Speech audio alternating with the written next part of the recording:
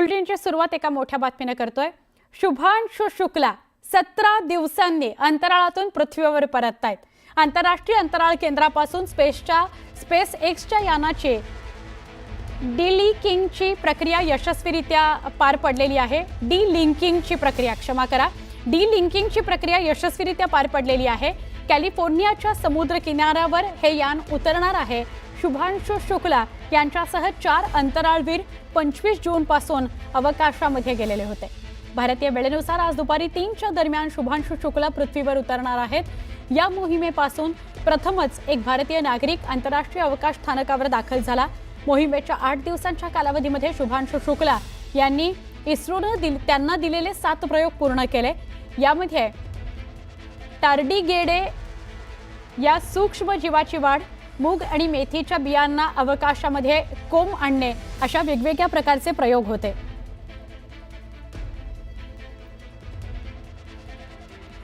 ही 2 दृश्य आहेत। एक दृश्य जे त्याला स्पेस स्टेशनमध्ये बाय बाय केलं जात होतं आणि त्याची घरवापसी तिथून सुरू हो शुभांशु शुक्ला यांची घरवापसी त्या दिवसापासून सुरू होणार होती। तो क्षण त्याला बाय बाय केलं गेलं तो क्षण, आणि दुसरीकडे आत्ताचे काही वेळापूर्वीचे क्षण त्याचं कुटुंब त्याची वाट बघतं आहे, त्याचे घरचे त्याची वाट बघत आहेत। शुभांशु शुक्ला हे दुसरे भारतीय जे अंतराळ स्टेशनमध्ये स्पेस स्टेशनमध्ये गेलेले आहेत।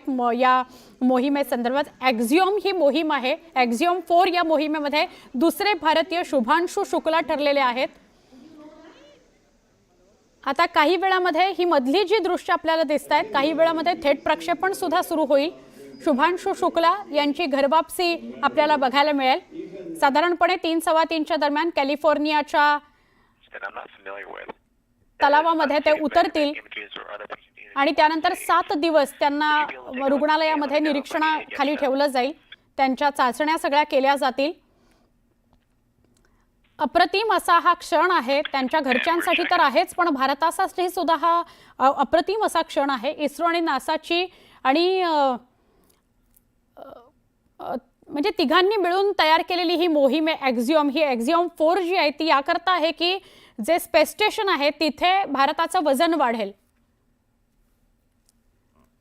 नेहरू तारांगणचे संचालक आणि शास्त्रज्ञ अरविंद परांजपे सर आपल्या सोबत आहेत। अरविंद सर, काल तर खूप छान माहिती तुम्ही दिली होती आणि आत्ताचा हा क्षण जेव्हा पुढच्या काही वेळामध्ये शुभांशु शुक्ला हे कॅलिफोर्नियामध्ये उतरतील, काय सांगाल?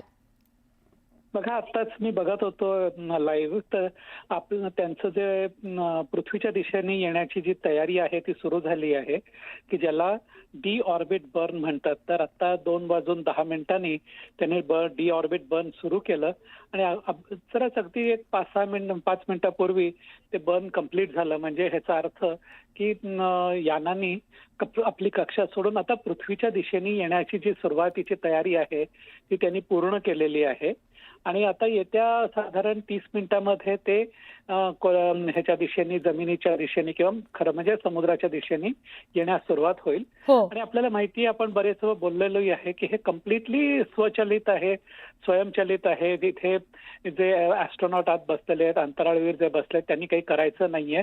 फक्त त्यांनी आता एक केलेलं आहे की त्यांनी आपले स्पेस सूट वगैरे घातलेले आहेत कम्प्लिटली आणि आता परतीची तयारी सुरू झालेली आहे। तसंच जे ग्राउंड स्टेशन आहे तिथे पण जोरदार तयारी सुरू आहे, कारण शेवटी पाण्यामध्ये उतरल्यानंतर म्हणजे जेव्हा जवळजवळ पृथ्वीच्या जवळ येईल तेव्हा त्याचे 4 पॅराशूट्स उघडतील आणि ते समुद्रात पडतील, म्हणजे ते या ड्रॅगॉन यान पडेल आणि मग लगेच त्यांना बाहेर काढण्यात येईल। तर ही जी तयारी आहे ती फार वेगाने तिथे सुरू आहे आणि मोठ्या आशेने लोक वाट बघतात की केव्हा हे आता पाण्यामध्ये उतरेल म्हणून।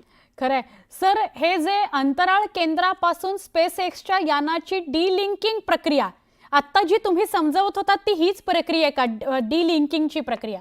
नाही, ती आता जे मी सांगितलं ते डी ऑर्बिटिंग होतं आणि जेव्हा हे यानातनं बाहेर पडतात म्हणजे ज्याच्यात कॅप्सूल, त्याला अनडॉकिंग म्हणतात। डॉकिंग म्हणजे कशाला, आपण जहाज सुद्धा डॉक करतात आपल्या शोरवरती, किनाऱ्यावरती डॉक करतात, तसं हे डॉकिंग झालेलं होतं आणि ही डॉकिंग प्रक्रिया फार मोठी होते। जवळजवळ 2 तास चालली ती काल आणि मग काल 4:35 दुपारी ते अनडॉक झालं। तर अनडॉकिंगमध्ये काय असतं की त्याच्यातले जे 2 यानातले जे कनेक्शन्स असतात, वायरी असतात, हो त्या हो सगळ्या त्यांना तोडाव्या लागतात. मग अम्बिलिकल कॉर्ड म्हणजे नाळ जी असते ती त्यांना दूर करावी लागते अच्छा आणि मग त्यांचा संबंध तुटतो आणि मग हे दूर जायला लागतात. अच्छा आणि दूर गेल्यानंतर सुद्धा लगेच ते डिऑर्बिट म्हणजे कनेक्शन तुटत नाही, तर त्यांना एका विशिष्ट अंतरावरती गेल्यानंतर मग त्यांची कक्षा जी आहे ती बदलून मग त्यांना पृथ्वीच्या दिशेने येण्याच्या कक्षेमध्ये यान वळवण्यात येतं. नक्की नक्की. अरविंद सर, धन्यवाद माहिती दिली त्याबद्दल. डॉक्टर अरविंद परांजपे, खगोलशास्त्रज्ञ आणि नेहरू तारांगणचे संचालक आपल्याशी बोलत होते.